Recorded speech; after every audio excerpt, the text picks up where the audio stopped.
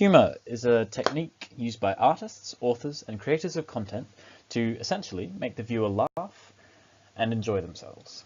Thus, it becomes one of the most useful and readily deployed tools in popular and literary culture. So then, how does humour work? How does it elicit a smirk, a chuckle, a laugh in the reader? It can, of course, come in many forms, most of which are used in famed late author Douglas Adams's work, The Hitchhiker's Guide to the Galaxy. By and large, the way Adams forces his readers to laugh at what he says is essentially him pulling the rug out from under the reader's feet, whether that be by using non sequiturs, under specification, the constant use of his Hitchhiker's Guide entries as infodumps, the use of hapless character Arthur Dent as a comic foil, or simply by saying something that is, for reasons unfathomable, inexplicably funny. The Hitchhiker's Guide to the Galaxy, a series that long ago passed into literary and popular culture legend, is a weird yet excellently suited mix of science fiction and humour. Without the other, it's most probable but that the book wouldn't evoke nearly the same response from its many readers.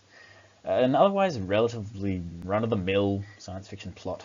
A man wakes up in the morning with the nagging feeling that something is wrong. The very day Earth is destroyed by an interstellar conspiracy, the man only barely escapes with the help of an alien living undercover among and studying humanity. Once they flee aboard a stolen state-of-the-art spaceship, they find themselves at the center of a massive scheme spanning aeons. It's made unique by the comedic style in which it's delivered. It's just so funny. The science fiction aspect gives the humour something to build upon as a base, and the humour allows the more sci-fi directed content some flexibility. Anything that begins to sound too complex becomes ridiculous, like the chronically depressed character Marvin, the paranoid droid's bored musings.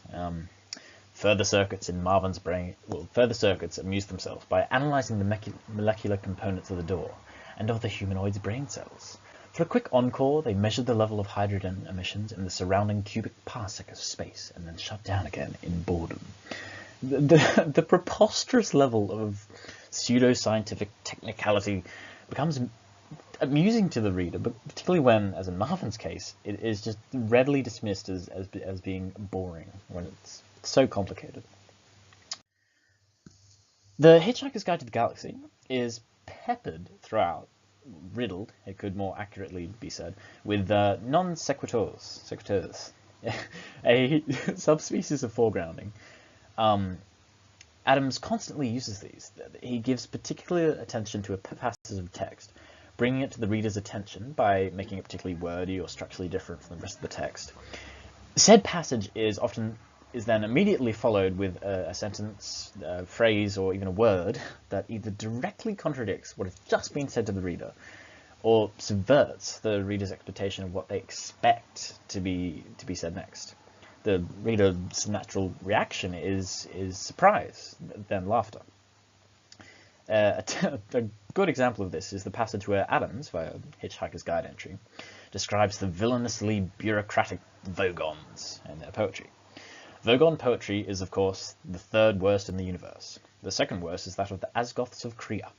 During a recitation by their poet-master Grunthos the Flatulent of his poem Ode to a Small Lump of Green Putty I Found in My Armpit One Midsummer Morning, 4 of his audience died of internal hemorrhaging, and the president of the Mid-Galactic Arts Nobling Council survived by gnawing one of his own legs off. Grunthos is reported to have been disappointed by the poem's reception and was about to embark on a reading of his 12-book epic entitled My Favourite Bath Time Gurgles, when his own major intestine, in a desperate attempt to save life and civilization, leapt straight up through his neck and throttled his brain. The very worst poetry of all perished along with its creator, Paul and Nancy Millstone Jennings of Greenbridge, Essex, England, in the destruction of the planet Earth. The passages similar to this appear throughout, where Adams spends time talking specifically about a seemingly and often completely unrelated topic at length, building to a particular perceived point, but then follows it up with a simple, more brutally fashioned sentence that as it does here, elicits some humorous response in the reader because of its unexpected nature and the clipped, matter-of-fact way in which the line is delivered. In a similar vein, under-specification is heavily used by Adams, What Adams is talking about is often not made clear until it's already happening. For example, after the main characters, alien Ford Prefect and human Arthur Dent, get picked up by the spaceship Heart of Gold, it's several moments before the both of them realize the spaceship's infinite improbability drive is doing a strange thing to them. Like the line, "Ford, you're turning into a penguin. Stop it." It's all that Arthur says, alerting both him, Ford, and the reader to the sort of weird state of events. This is a deliberate ploy by Adams, again placing the reader in the deep end, as it were, and thereby eliciting a strong response of surprise and then laughter, amusement.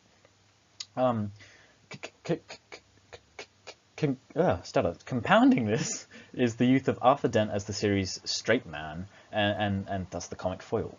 Arthur plays the role of the uninformed reader, who has terrible things happen to him and reacts accordingly. What makes this humorous is the fact that Adams regularly interrupts passages, even in the middle of action, to give the reader information that they'd otherwise be completely unaware of, immediately making them more informed than Arthur, putting them a step ahead. Thus, it's funny to the reader when Arthur reacts in a way or asks a question that the reader would normally be asking without the extra information they have. Arthur will often repeat or alternatively contradict what has just been told to the reader by Adams, which is naturally funny. When Arthur experiences something that happens during the course of the novel, he is a few pages always behind the reader, so any of his reactions are delayed in a fashion. Classic example is Arthur's realization that the Earth has been destroyed. England no longer existed. He'd got that. Somehow he'd got it. He tried again. America, he thought, has gone. He couldn't grasp it. He decided to start smaller again. New York has gone. No reaction. He never seriously believed it existed anyway. The dollar, he thought, had sunk forever. Slight tremor there. Every Bogart movie has been wiped, he said to himself, and that gave him a nasty knock. McDonald's, he thought. There is no longer any such thing as McDonald's hamburger. He passed out. When he came round a second later, he found he was sobbing for his mother. So the reader has already worked out and come to terms with the fact that the Earth has been demolished via the torrent of information Adams has deployed throughout, and again his matter-of-fact delivery. And so the reader's reaction to watching Arthur catch up with them is again amusement. Perhaps the most obvious literary technique Adam uses to add humour to the Hitchhiker's Guide to the Galaxy is the heavy use of info dumping, delivered to the reader by way of supposed entries in the eponymous Hitchhiker's Guide to the Galaxy guidebook.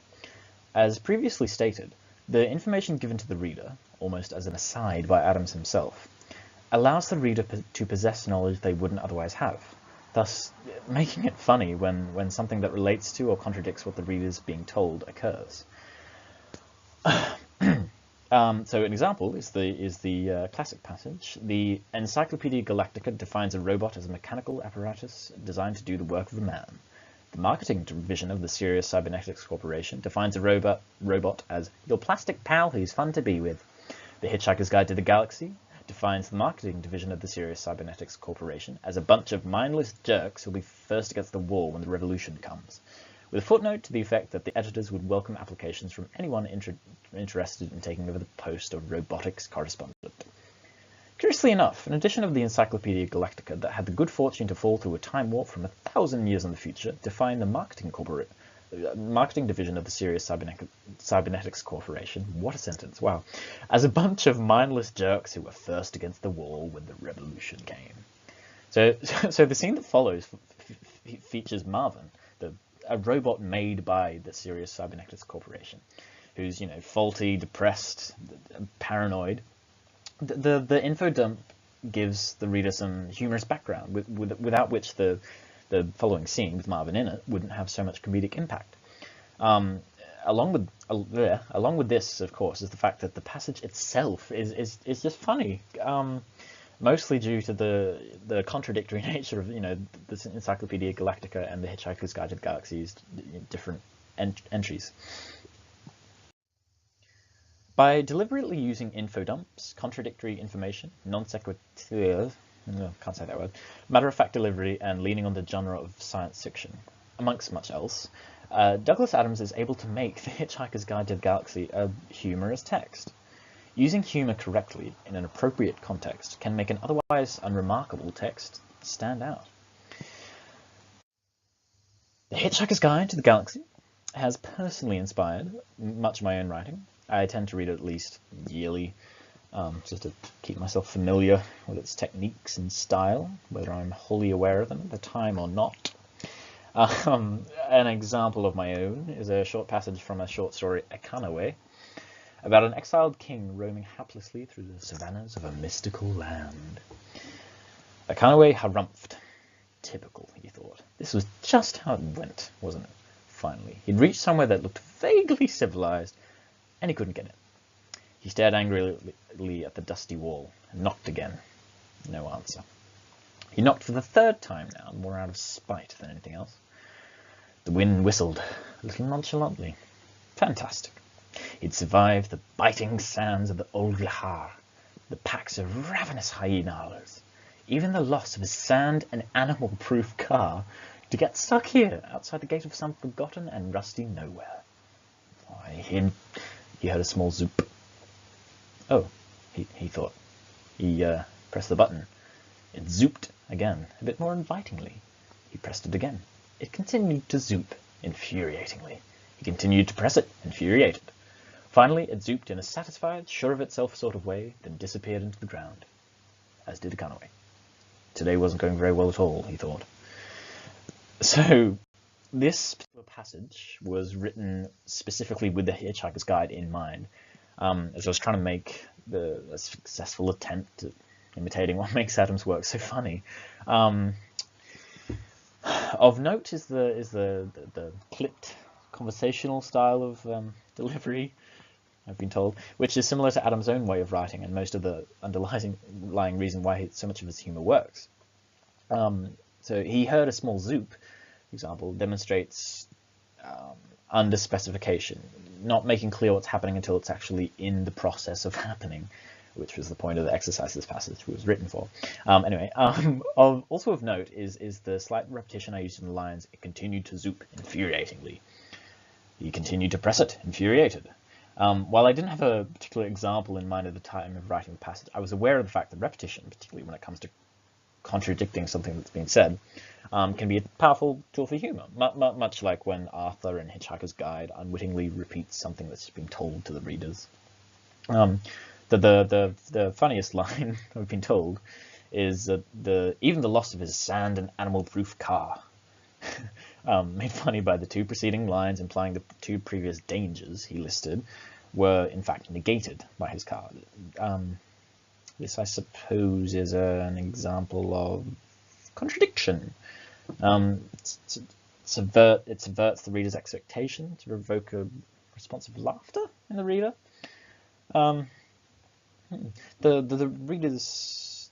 The most useful technique, however, and the one I was most consciously aware of, is foregrounding information. So in particular at the graphological, the layout level. If the text, if it was laid out differently, certain lines like "he heard of a small zoop" or "today wasn't going very well at all," he thought, it might not have as much saliency as it perhaps does. An important thing to note is the fact that none of these techniques were specifically in mind while writing. So I reproduced techniques without quite knowing the specifics of what they were and how they worked. But this is, of course, part of how humour works. Some things just tend to be inexplicably funny, not requiring any or not being able to give any explanation. So, in summary, The Hitchhiker's Guide to the Galaxy provides some of the most effective examples of humour in a text there is, and really is an immensely useful reference for an author trying to write humour well. Would recommend. Thank you for spending 15 minutes listening to me stutter.